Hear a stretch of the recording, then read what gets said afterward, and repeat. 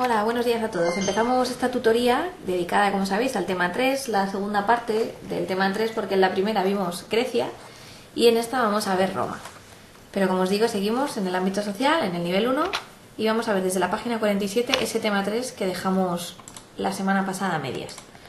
En primer lugar, en la página 47 viene una introducción donde os explicamos un poquito el origen de Roma, ¿no? Cómo nació.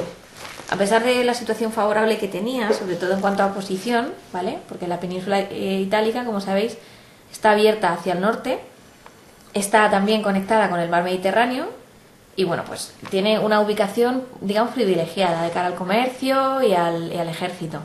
Entonces, aunque tiene esa posición, permaneció mucho tiempo atrasada. Su origen es muy controvertido, hay muchas hipótesis que dicen que son emigrantes del Asia Menor, indoeuropeos, los que navegando a través del mar Mediterráneo se establecen en esta zona. Según la tradición, que es lo que más pesa en la historia de Roma, esta ciudad se fundó en el 753 a.C. Los romanos siempre han atribuido la fundación de Roma a los gemelos, Rómulo y Remo, quienes, amamantados por una loba, como todos sabréis, se declaraban descendientes de Eneas, ¿no? El héroe de la Eneida. Tras una disputa, Rómulo mató a Remo y se erigió en rey de Roma. Esa es, digamos, la historia un poco tradicional de leyenda que tienen los inicios de Roma. Bueno, de lo que sí podemos hablar es de que desde su inicio, ya con datos, desde el 753 hasta el 503, se establece el régimen monárquico. Aquí lo vemos, el régimen monárquico que, aunque después Roma fue una república, sí que es verdad que en sus inicios tenía sus propios reyes. Además, los reyes que tuvo al principio eran de origen etrusco, como por ejemplo Servio Tulio, Tarquinio y Tarquinio el Soberbio, que os dejamos aquí en el temario. El sistema social se dividía en patricios, como sabéis, o nobles, que eran o se declaraban descendientes de los fundadores de Roma, y eran los que tenían el poder económico.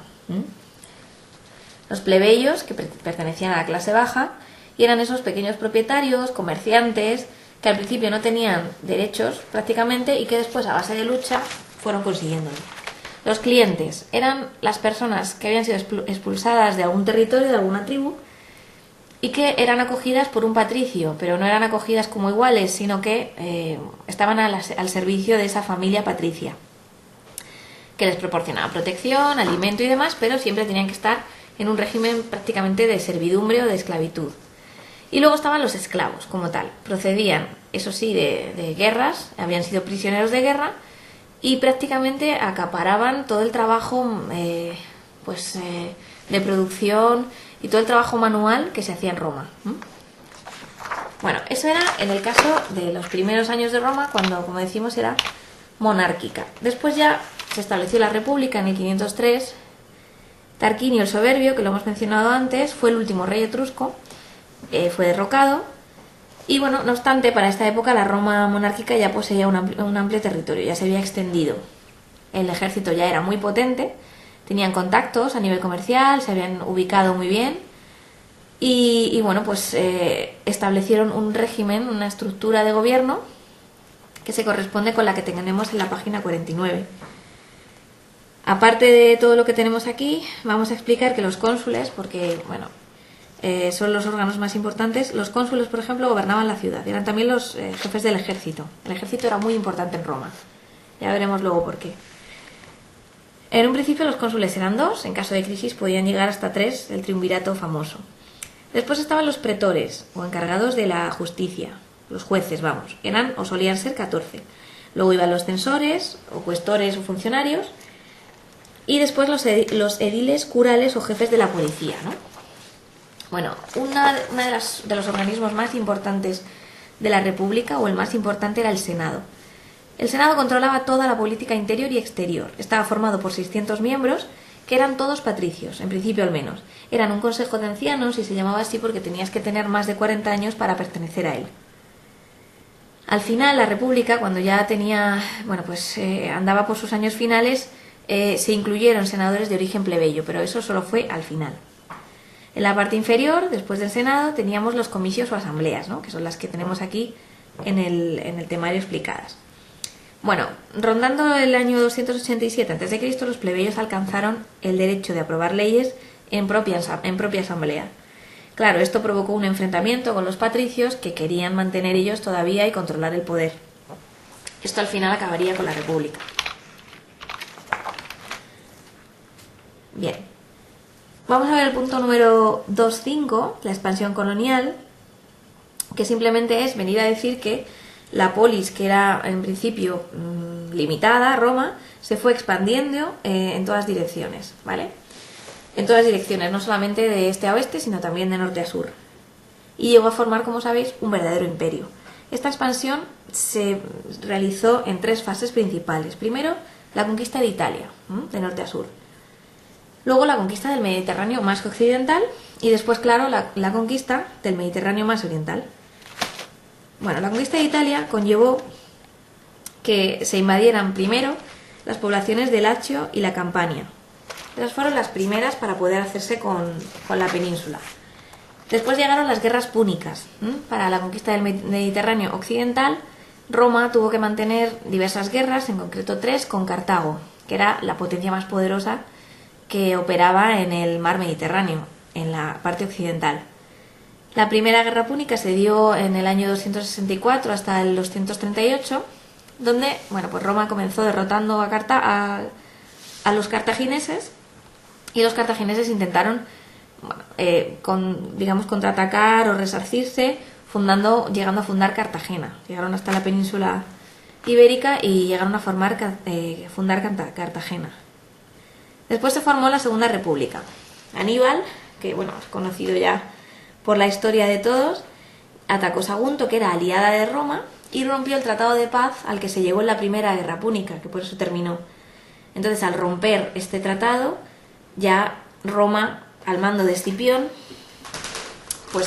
obligó a Aníbal a regresar a sus fronteras y le vencieron.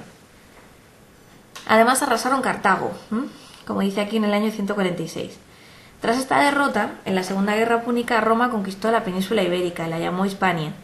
La dividió, como veis, en 3 provincias romanas. Bueno, luego se produjo la Tercera Guerra Púnica, que aunque no aparezca en el temario, la vamos a resumir brevemente, del 149 al 146 a.C. La inician los romanos, una vez más, porque temían un renacimiento de Cartago. Las tropas las dirigía Escipión Emiliano, que era el segundo africano, lo llamaban, y esas tropas pasaron a África, a la ciudad de Cartago después, que incendiaron y destruyeron completamente. Bueno, por último, la conquista del Mediterráneo oriental era la tercera de las fases en las que consistió la expansión colonial de Roma, y se realizó durante los siglos II y I a.C., una vez derrotadas las monarquías helenísticas, aquellas que se heredaron del imperio de Alejandro Magno. Macedonia, Asia y Siria fueron conquistadas, también lo fue Egipto, y a partir de ahí, de esta fecha, Roma cerró el Mediterráneo bajo su mando. Lo llamó Mare Nostrum y lo declaró, propiedad prácticamente suya. Bueno, la expansión colonial trajo consecuencias. La más inmediata fue que a los países que habían ocupado los invadieron militarmente. Buscaron la mera explotación de los recursos de estos pueblos y además con la población de esos pueblos vencidos engrosaron la masa esclava, que era la verdadera fuerza motriz del sistema de producción de Roma. Bien, vamos a ver ahora, tenemos las guerras púnicas, como hemos visto, y vamos a ver ahora las crisis políticas y sociales en las que se vio inmersa Roma en los años posteriores. Entre el año 133 y el 123 a.C., los hermanos Graco, que eran tribunos de la plebe, intentaron una reforma agraria, intentando quitar a los nobles del Senado las tierras públicas para dividirlas entre los ciudadanos. Los hermanos Graco fueron asesinados por los patricios. También entre el 73 y el 71 a.C. se produjo una rebelión de esclavos que seguramente conoceréis quién estuvo al mando, que fue Espartaco. Esta rebelión fue cruelmente derrotada por Craso. O sea, como veis, las crisis políticas y sociales eran graves, y para detener un poco la oleada de crisis y de violencia se propuso el establecimiento de un triunvirato. O sea, Julio César, Pompeyo y Craso decidieron unirse para tomar el poder y formaron ese primer triunvirato que pretendía acabar con el desorden. Bueno, no fue así. Muerto Craso, se produjo un enfrentamiento entre César y Pompeyo. Al final, Pompeyo fue asesinado y César se declaró muy señor de Roma, ¿no? Un dictador que más tarde sería, antes de ser nombrado por el Senado, sería asesinado por Bruto, como todos sabéis. Bueno, vino el segundo triunvirato. Tras la muerte de César, vuelve a comenzar la lucha y entonces se establece otro segundo triunvirato formado por Marco Antonio, Octavio y Lépido. Octavio al final fue el que consiguió quedarse con todo el poder y lograría lo que no logró ninguno de sus antecesores: ser jefe del Principado y ser nombrado posteriormente emperador. Pues bueno, vamos a seguir viendo en la página 53 las dinastías romanas.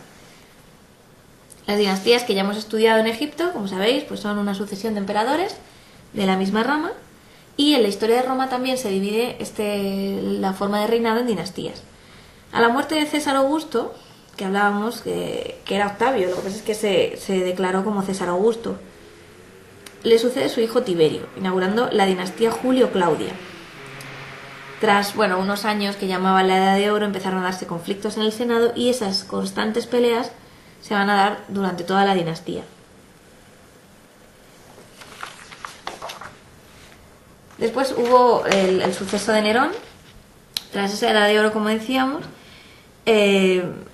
viene la dinastía de Calígula, Claudio y, como sabemos, el depravado Nerón, que en un ataque de locura incendió Roma, suicidándose posteriormente. Tras la muerte el suicidio de Nerón, el trono quedó sin sucesor legítimo. Entonces se abrió de nuevamente la vía a la guerra civil.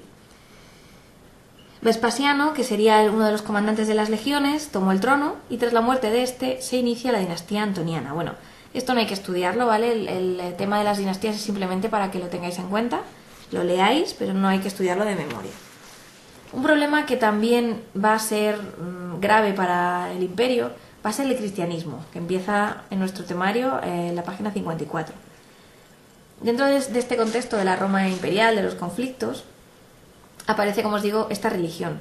Fue bajo el reinado de Tiberio, cuando se sabe de un tal Jesús de Nazaret, que es hijo de un carpintero, que al principio nadie se preocupa por él, a nadie preocupa en Roma su filosofía, porque los romanos respetaban y toleraban cualquier tipo de religiones, entonces no les preocupaba. Pero más adelante se dieron cuenta de que los discípulos que dejó Jesús de Nazaret, cuando fue ajusticiado en la cruz por Poncio Pilatos, se dieron cuenta de que estos discípulos estaban calando mucho entre las clases más humildes y reivindicando la igualdad, algo que era muy peligroso para Roma.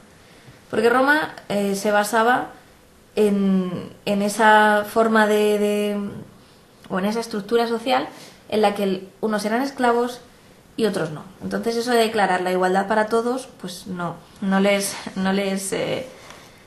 gustaba nada, ¿vale? Por eso entonces se les empezó a perseguir y a ejecutar. Como sabéis, eran uno de los que más, o uno de los sectores de población que más morían en el circo, los espectáculos circenses, devorados por leones. Entonces, pues les empezaron a perseguir y fue a la muerte de Diocleciano cuando en una guerra civil que ganó el emperador Constantino adoptaron la cruz, o sea, dejaron que los cristianos tuvieran por lo menos ese culto. Pero ya os digo que ha sido muy perseguida la religión cristiana en Roma precisamente por ese motivo. Luego veremos las consecuencias de este tipo de persecuciones. Bueno, llegamos a la crisis del Imperio Romano. Desde el siglo III comenzó ese periodo en el que se suceden muchas crisis, que las tenemos en pantalla: la crisis económica, motivada por el pillaje del ejército sobre todo, y por los saqueos de los pueblos bárbaros, que ya empiezan a entrar en Roma, ya empiezan a entrar en el territorio del imperio. Hubo también una crisis monetaria, también relacionada con el ejército, porque se necesitaba dinero para pagar a los mercenarios, ¿no?